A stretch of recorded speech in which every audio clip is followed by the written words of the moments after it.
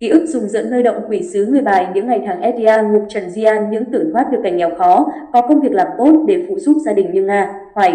Hạnh không ngờ mình đang bắt đầu sa chân vào Edia ngục Trần Gian, nơi xứ người, bị Mimemin lừa bán vào động quỷ khi vừa tròn S tuổi, đang học lớp Y. Nga và Hoài Chu tỉnh Lào Cai gặp một người phụ nữ trạc S tuổi ăn mặc sang trọng đến bản trường tặng quà nhiều lần. Qua ít lần quen biết, trò chuyện, người phụ nữ ngỏ ý muốn đưa Nga và Hoài đến TP, Lào Cai để chơi, bố trí công việc lương cao. Nghĩ đây là cơ hội đổi đời, cả hai đồng ý lên xe đi theo người phụ nữ lạ. Chuyến xe chở y cô bé hi mũi chưa rác đến TP, Lào Cai. Xong chưa kịp vui thì người phụ nữ thông báo sẽ chuyển hướng để đến Hà Giang rồi di chuyển sang bên kia biên giới. Sang đến Trung Quốc, Nga và Hoài bị nhốt trong một căn phòng nhỏ, không được ra ngoài. Lúc này, em mới biết mình đã bị lừa bán sang nước ngoài. Để ngày sau, cả hai tiếp tục bị đưa lên xe để qua Myanmar, bắt đầu những chuỗi ngày Edia ngục Trần Gian đau đớn, tủi nhục ở động quỷ. Bởi ép tuổi nhưng Nga và Hoài đã bị bọn chúng tra tấn, bắt ép phải tiếp khách trong các nhà hàng. Các em làm việc nhưng không được trả lương, không được liên lạc với gia đình. Cứ thế, y cô bé buộc làm việc như nô lệ, tuân theo sự điều khiển của những kẻ buôn người.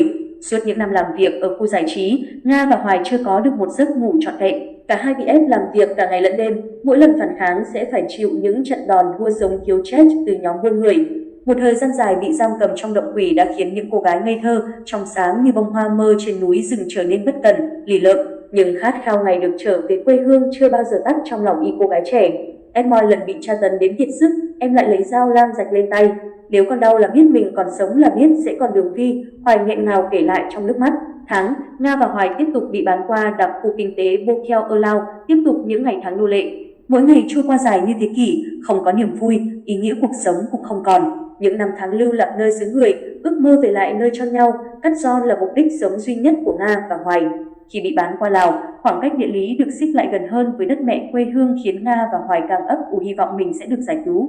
Mỗi khi có sơ hở, các cô gái tìm cách nhờ người bên ngoài gửi đơn cầu cứu về bộ đội biên phòng Hà Tĩnh để nhờ hỗ trợ. Ở quê nhà, những lá thư cầu cứu, tìm con mất tích cũng được thân nhân nạn nhân gửi lên cơ quan chức năng. Nước mắt ngày trở về chung số phận, đầu 5 năm góp khi vừa tròn S tuổi trong một lần đi chơi với bạn ở TP, Hồ Chí Minh, Hạnh Tiêu miền Tây bất ngờ bị một nhóm khoảng người lạ mặt trùm áo lên đầu rồi đưa lên xe. Lúc này, Hạnh dần mất đi ý thức. Đến khi tỉnh dậy, em mới biết mình đã bị đưa sang Campuchia, bị khống chế, bảo vệ nghiêm ngặt trong một ngôi nhà kín. Những ngày đầu ở xứ người, Hạnh khóc lóc van xin khi bị ép tiếp khách nhưng mỗi lần cô gái chống cự, không thực hiện theo yêu cầu những kẻ buôn người thì liền bị lôi vào phòng kín đánh đập.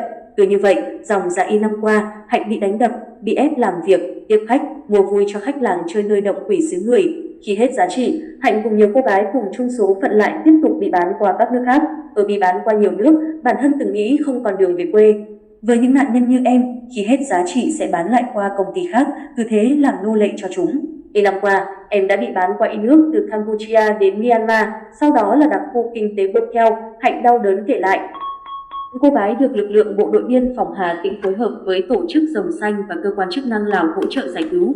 Nga, Hoài, Hạnh là y trong rất nhiều nạn nhân của đường dây buôn người, lừa đảo xuyên quốc gia. Khi được lực lượng chức năng đưa về đến cửa khẩu quốc tế cầu treo Houston Hương Sơn, tỉnh Hà Tĩnh, giáp ranh với biên giới nước bạn Lào, những cô gái dã và khóc nức nở.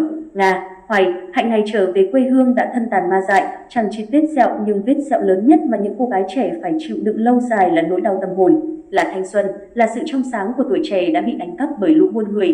Tên si ác nhân vật đã được thay đổi.